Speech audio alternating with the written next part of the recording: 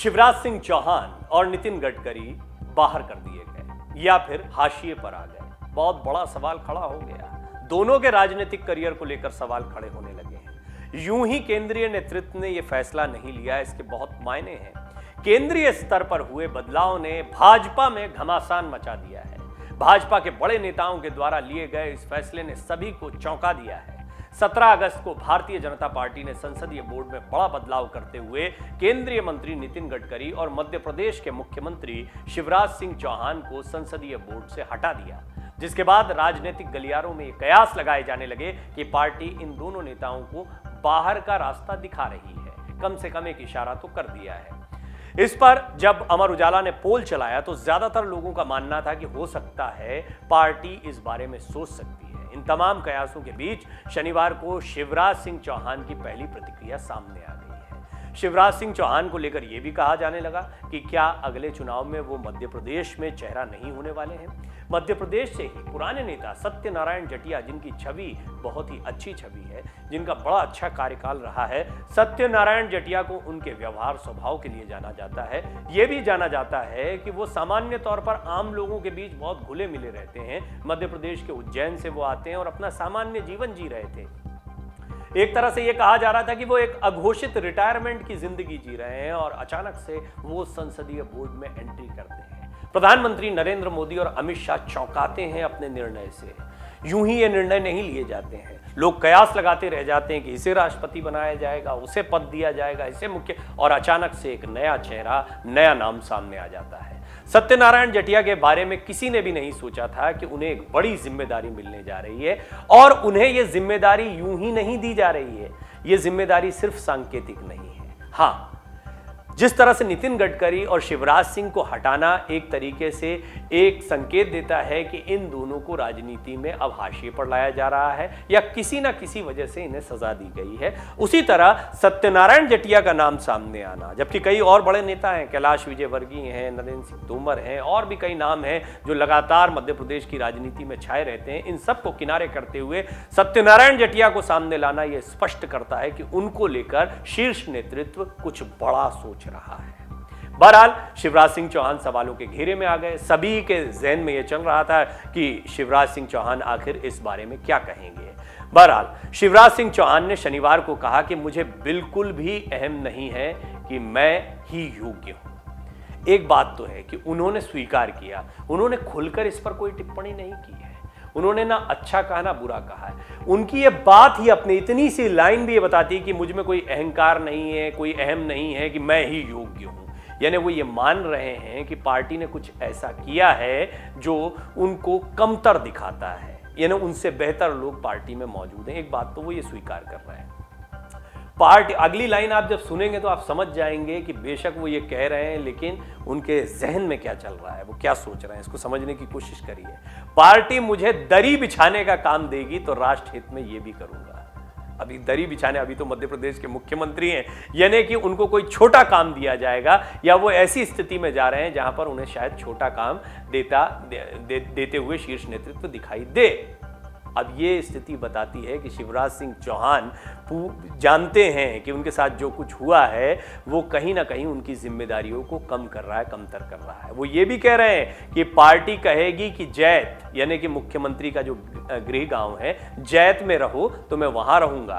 Party कहेगी कि भोपाल में रहो तो मैं भोपाल में रहूंगा। मतलब पार्टी के प्रति अपनी निष्ठा को दिखा रहे हैं। राजनीति में व्यक्तिगत महत्वाकांक्षा नहीं होनी चाहिए, तो वही राजनीतिक जानकारों का मानना है कि बीजेपी ने बदलाव 2024 में होने वाले लोकसभा चुनाव के चलते किया है। जितनी बातें शिवराज सिंह चौहान ने कही है, बेशक पार्टी के प्रति उनकी निष्ठा को दिखाती हैं, लेकिन कहीं ना कहीं उस आघात को भी दर्शाती हैं जो वो महसूस कर रहे हैं। वो इस बात से इनकार नहीं कर रहे हैं कि उनको छोटा काम दिया जाएगा तो वो करने को तैयार हो जाएंगे। तो क्या ऐसी स्थितियां आई हैं या इस तरह की आशंका उनको है कि उन्हें छोटे काम दिए जा सकते हैं, उन्हें अपने गृहनगर में रहने के लिए कहा जा सकता है। वो ये कह रहे हैं कि दरी बिछाने जैसा काम भी दिया जाएगा तो मैं करूंगा पार्टी के हित के लिए। इसकी जरूरत क्या पड़ी है? इसके अलावा मध्य प्रदेश और राजस्थान में विधानसभा चुनाव है, इसका सीधा असर यहां की राजनीति पर भी पड़ सकता है और शायद यही संकेत देने की कोशिश की गई है। शिवराज सिंह चौहान मध्य प्रदेश का लोकप्रिय चेहरा रहे हैं, इसमें कोई दो राय नहीं है,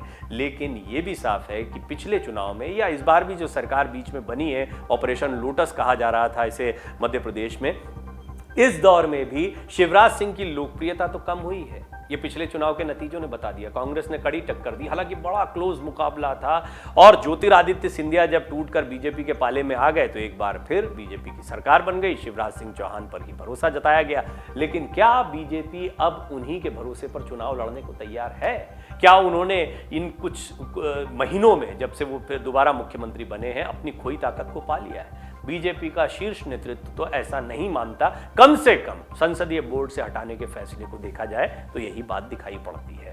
अब राजस्थान मध्य प्रदेश दोनों अहम है, दोनों में लगभग एक ही अंदाज में चुनाव होते हैं और हमेशा हमने देखा अल्टरनेट कांग्रेस बीजेपी ये समीकरण चलते रहे हैं और कांग्रेस इन दो राज्यों में ही बीजेपी के समकक्ष या बीजेपी की मुख्य विपक्षी पार्टी के तौर पर अब दिखाई देती है। एक समय था जब कांग्रेस की बड़ी ताकत थी और बीजेपी को संघर्ष करना पड़ता था। अब कांग्रेस इन दो जगहों पर संघर्ष कर रही है, लेकिन बीजेपी किसी भी हाल में इन दोनों राज्यों को खो नहीं सकती है। दोनों राज्यों में अगले साल के आखिर में विधानसभा चुनाव होने हैं और 2024 के लोकसभा चुनाव के पहले इन राज्यों के जो भी नतीजे आते हैं वो चुनाव को बहुत प्रभावित करेंगे, एक बड़ा संदेश देते हैं मतदाताओं में।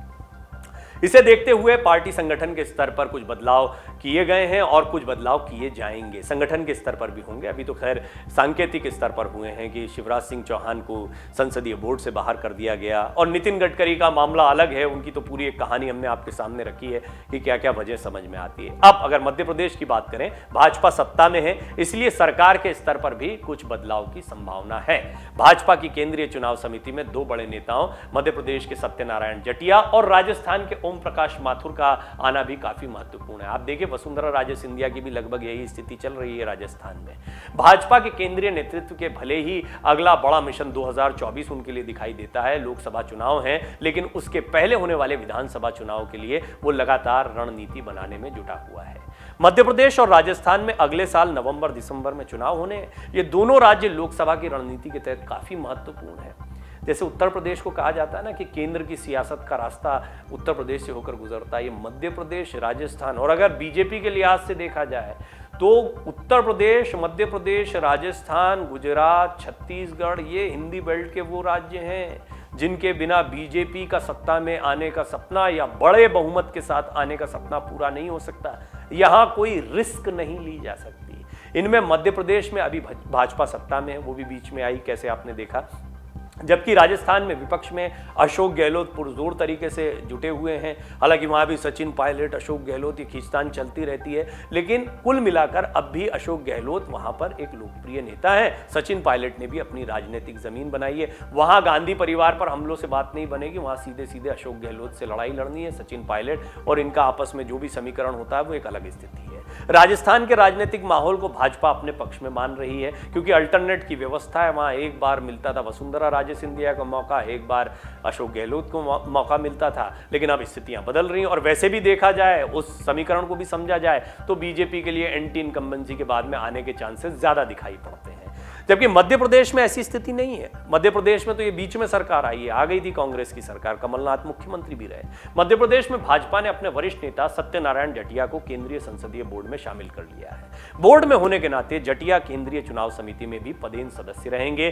बोर्ड में अब तक मध्य प्रदेश का प्रतिनिधित्व मुख्यमंत्री शिवराज सिंह चौहान कर रहे थे। यह महत्वपूर्ण है कि जटिया भी मध्य प्रदेश से हैं। वो प्रदेश अध्यक्ष, केंद्रीय मंत्री और कई अन्य महत्वपूर्ण पदों पर रह चुके हैं। बड़ा गहरा अनुभव है उनका।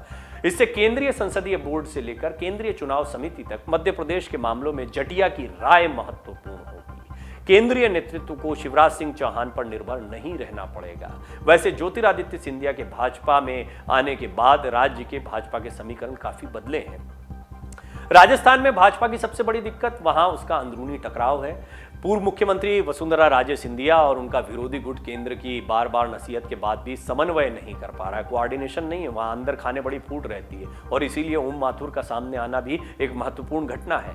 वसुंधरा विरोधी खेमे में भी केंद्रीय मंत्री गजेंद्र सिंह शेखावत और प्रदेश अध्यक्ष सतीश पूनिया कई बार अलग अलग राह चलते हैं। सूत्रों के अनुसार भाजपा राजस्थान में किसी को भी मुख्यमंत्री पद के उम्मीदवार के रूप में पेश नहीं करेगी। ऐसे में चुनाव में वसुंधरा राजे खेमे की नाराजगी बाहर आ सकती है। इसे नियंत्रित करने के लिए पार्टी में ओम प्रकाश माथुर को केंद्रीय चुनाव समिति में शामिल कर उनका कद बढ़ाया गया है। तो राजस्थान, मध्य प्रदेश, ये दोनों ही महत्वपूर्ण दिखाई दे रहे हैं बीजेपी के लिए। आगामी लोकसभा चुनाव के लिहाज से ये महत्वपूर्ण है भी, लिहाजा बीजेपी यहां पर बड़े बदलाव करने जा रही है। एक जगह सत्ता में है, इसलिए वो बदलाव थोड़े चौंकाने वाले हो सकते हैं, क्योंकि शिवराज सिंह चौहान अब भी मुख्यमंत्री हैं और ऐसे समय पर यह फैसला ले लिया जाना ये बताता है कि कहीं ना कहीं शीर्ष नेतृत्व ये मान रहा है कि अगला चुनाव उनके बूते पर नहीं लड़ा जा सकता या उनके चेहरे पर नहीं लड़ा जा सकता है। वहीं जहां तक बात वसुंधरा राजे सिंधिया की, तो वो पहले ही किनारे चल रही हैं, उनकी नाराजगी अलग देखने को मिल रही है और बीजेपी नहीं चाहती है कि इस तरह की नाराजगी आगे और ज्यादा बढ़े, जिससे चुनाव में किसी भी तरह का नुकसान हो। तो संभल कर कदम उठाए जा रहे हैं, लेकिन एक महत्वपूर्ण कदम की सत्यनारायण जटिया को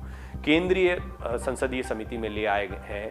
मध्य प्रदेश के सभी बड़े फैसलों में अब उनकी सोच या वो क्या सोच रहे हैं उसको महत्व दिया जाएगा। ये बताता है कि शिवराज सिंह चौहान का कद बहुत छोटा हो गया है। बेशक वो कह रहे हैं कि पार्टी मुझे दरी बिछाने को कहेगी तो मैं बिछा दूंगा, अपने गांव जैत जाने को कहेगी तो मैं चला जाऊंगा, लेकिन उनका ये बयान भी कहीं ना कहीं बताता है कि वो खुद मान रहे हैं कि उनसे काम छीन लिया गया है। डाउनलोड करें अमर उजाला ऐप और पाएं खबरें लगातार।